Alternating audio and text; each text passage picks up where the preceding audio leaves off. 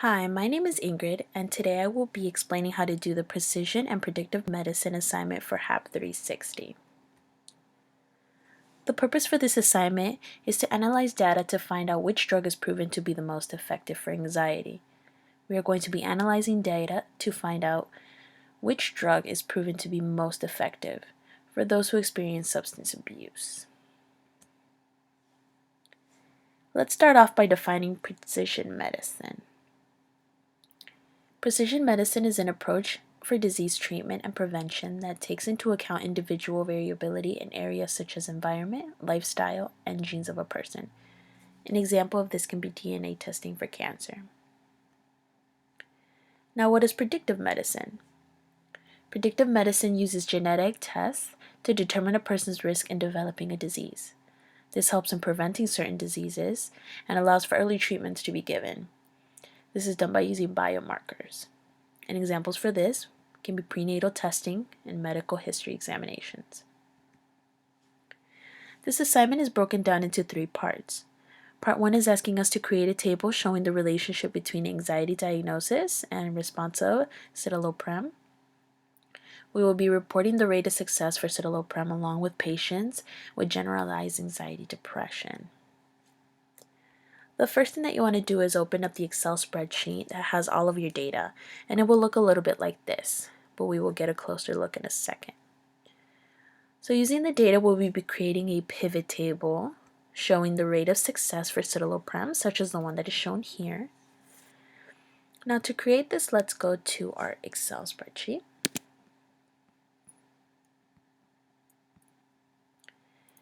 And it should look like this. Now let's get a closer look at the data. So if you see a 0, that means that the drug had no effect. However, if you see a 1, that means that the drug was effective. Let's create our pivot table. So to create, you want to go to the little link that says data. You want to click on that, and then you want to go on pivot table. Now you may or may not see that the chart already has some data, but you want to get rid of that. So you want to start off with a clean slate. So you want to have a blank pivot table. And now we are going to input our data. So we want to find generalized anxiety diagnosis.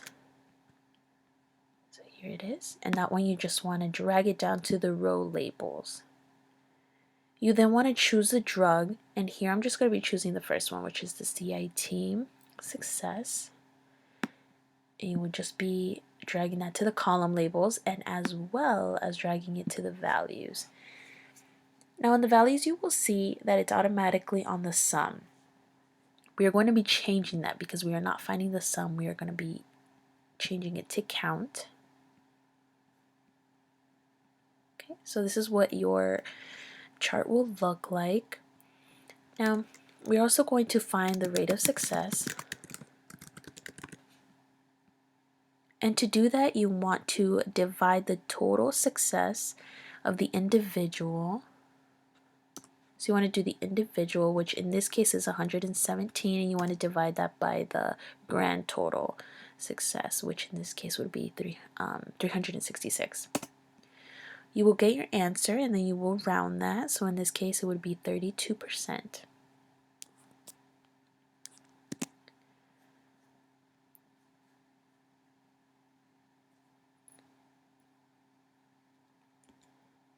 You're going to want to find the success rates for 6 other different drugs.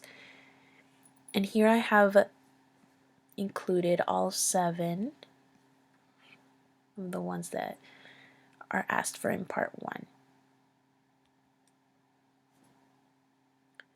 Part 2 is asking us to find which medication has the highest success rate when the patient has anxiety diagnosis. Then we will be reporting the rate of success for each of the medications, and we will give our opinion as to why it is difficult to understand which medication works for patients with generalized anxiety depression. Here I have made a chart with the different medications, as well as the success rate, which I rounded. And you will see here that CIT has the greatest success rate with a rate of 32%. Now, why is it difficult to understand which medication works for generalized anxiety diagnosis? Everybody is different. So some people may have other conditions which may alter the way that the medication will work on them. Bodies are also built differently. Some medications may have negative effects on some and will work well on others.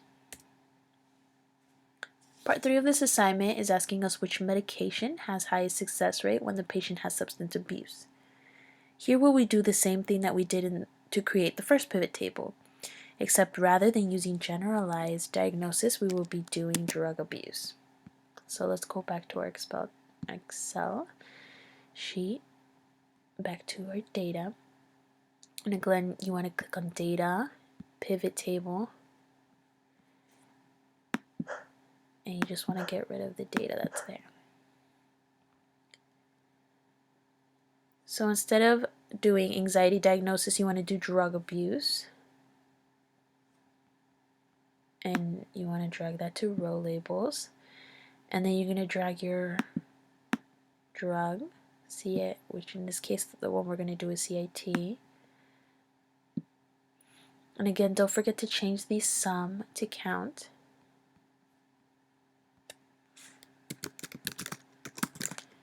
We're going to be finding the rate of success again. And that is found the same. We are going to divide the individual total success by the grand total. You will get your answer, which can be rounded to 31%.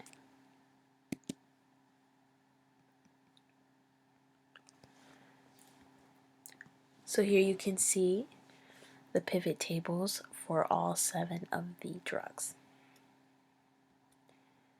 Again, I have created a chart to show the drug and each of their success rate that is rounded. And as you can see, the BUP had the highest success rate with 37.5%. This concludes my Teach 1. I hope this helped. Thank you for watching.